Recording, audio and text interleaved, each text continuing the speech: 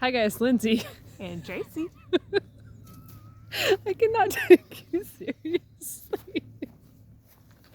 Day 2 of Tracy being out of work, and she's done lost it.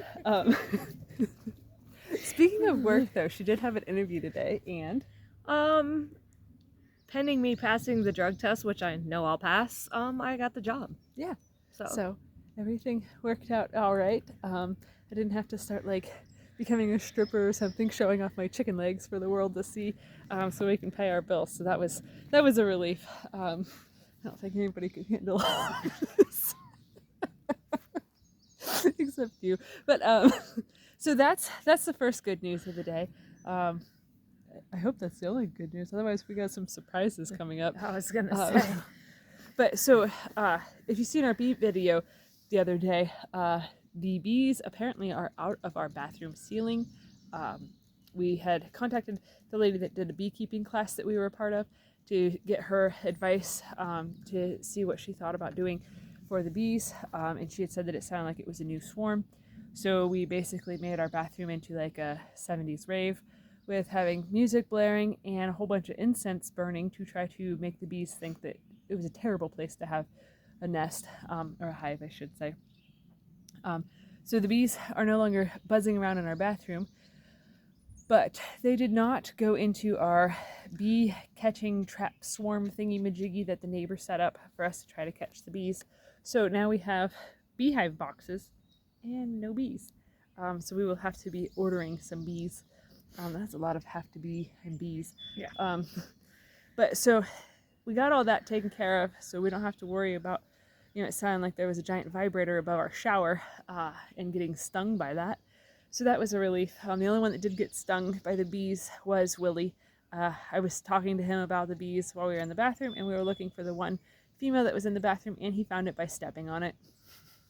So, poor kid. He's not allergic, so that was a good thing. Yeah, none of us are allergic to bees. If we were, we would not be even remotely considering getting bees.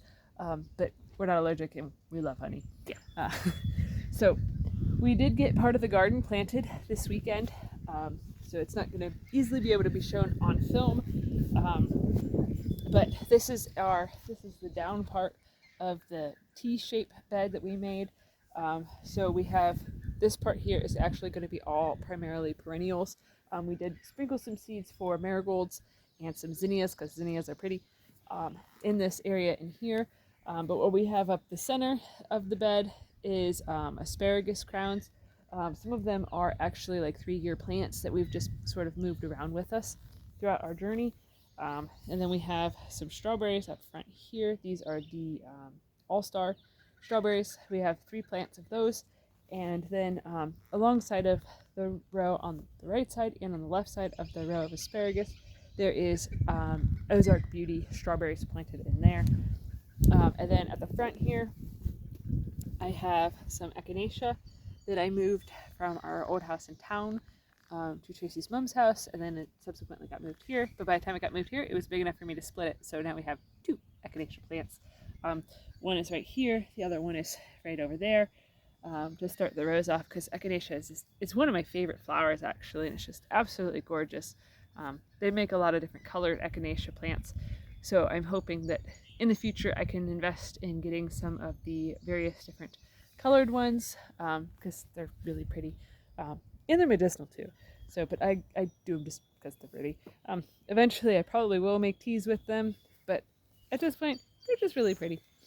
So then along here you can see that there's some different plants. There is a bunch of different herbs. We have bee balm, lemon balm, chocolate mint, Apple mint, strawberry mint, a purple basil, or purple sage. Yeah, it's purple sage, not basil, because this is a perennial bed. We also have a yellow sage that we got to plug in somewhere. Yeah, but we can do that further in here.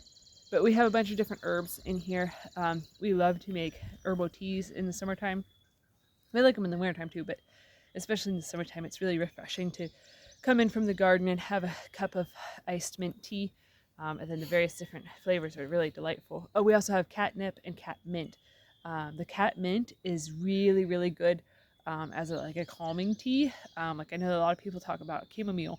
a lot, but the cat mint, it actually kind of has like a fruity flavor, kind of like, I don't know, think of a weird Fruit Loops flavor to it. It also is really good if your tummy's upset.